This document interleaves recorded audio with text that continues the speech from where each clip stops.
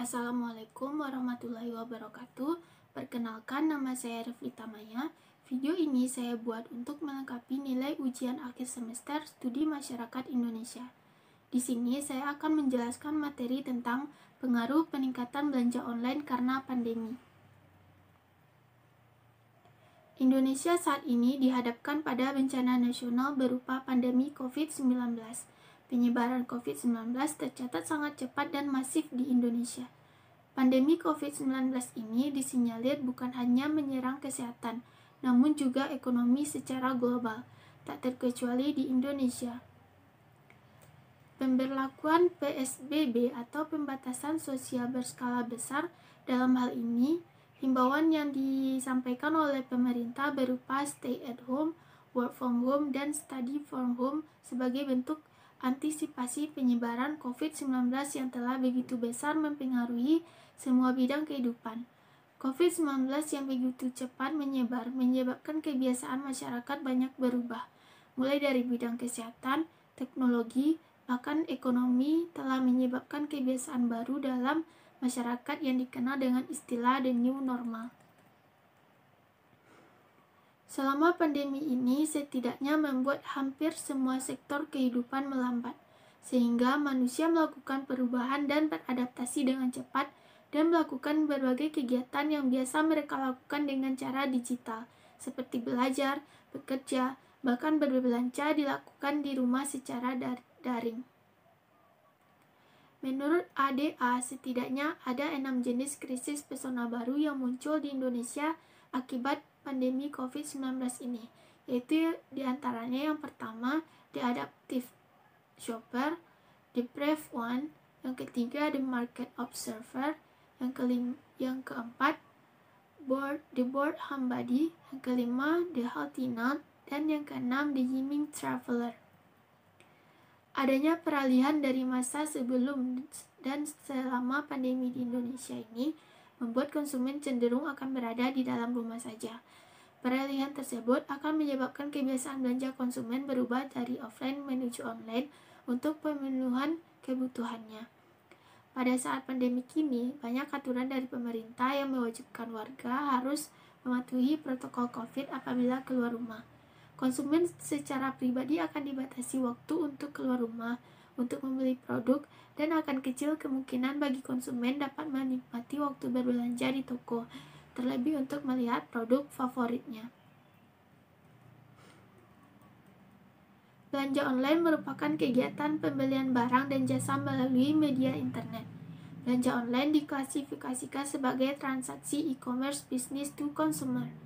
Dengan meningkatnya usaha dagang online yang merebak di Indonesia, ditambah kecanggihan teknologi yang menggabungkan platform online dan layanan jasa maupun produk tentu saja mendatangkan banyak keuntungan dan kerugian, baik dari pihak produsen, distribusi, maupun konsumen. Ada banyak jenis platform belanja online yang terkenal di masyarakat saat ini, seperti Shopee, Lazada, Tokopedia, JD.id, Blibli, Bukalapak, dan lain sebagainya. Meningkatnya online shop di Indonesia hingga saat ini masih menjadi perbincangan hangat di kalangan masyarakat, khususnya anak muda yang identik dengan hal-hal instan tanpa mengeluarkan banyak tenaga dalam pemenuhan kebutuhan. Namun, tetap saja di balik kemudahan dan kecepatan belanja online terdapat dampak positif maupun negatif yang dirasakan oleh pengguna.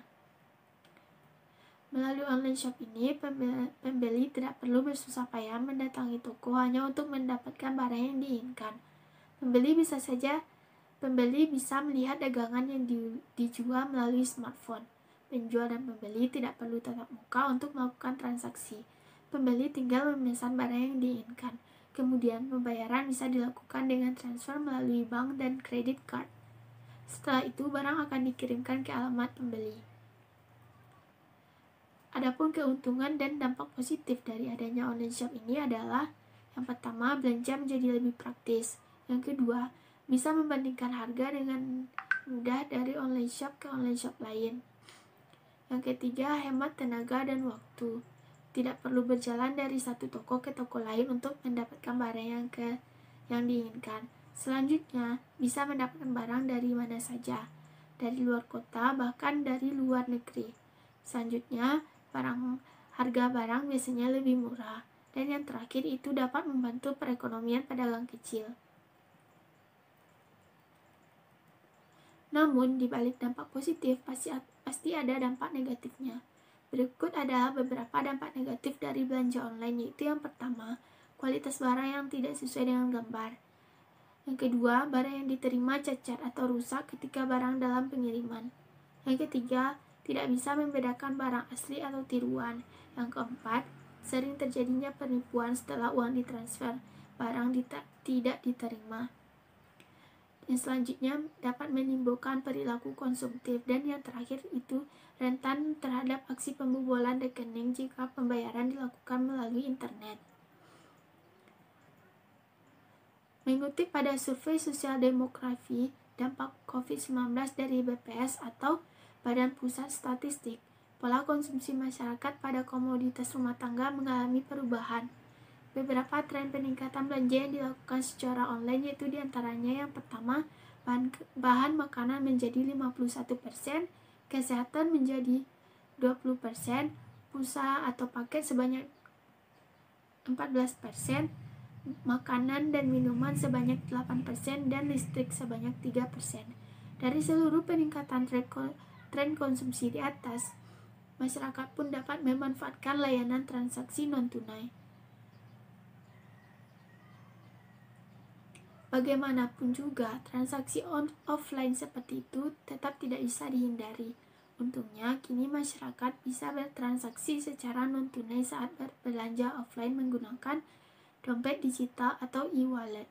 Dengan menggunakan dompet digital, belanja menjadi lebih praktis dan efisien karena transaksinya sangat cepat, sehingga cocok untuk mengurangi interaksi di luar rumah selama new normal. Salah satu penyedia layanan ini adalah ShopeePay yang terdapat di platform e-commerce Shopee. Misalnya, memungkinkan pengguna melakukan pembayaran non-tunai saat berbelanja. Ini bisa terwujud sebab hingga kini ShopeePay telah menyediakan ribuan merchant offline di seluruh Indonesia. Itulah materi tentang pengaruh peningkatan belanja online karena pandemi. Apabila ada kesalahan dalam penyampaian kata, saya mohon maaf. Wabillahi taufiq wal hidayah. Assalamualaikum warahmatullahi wabarakatuh.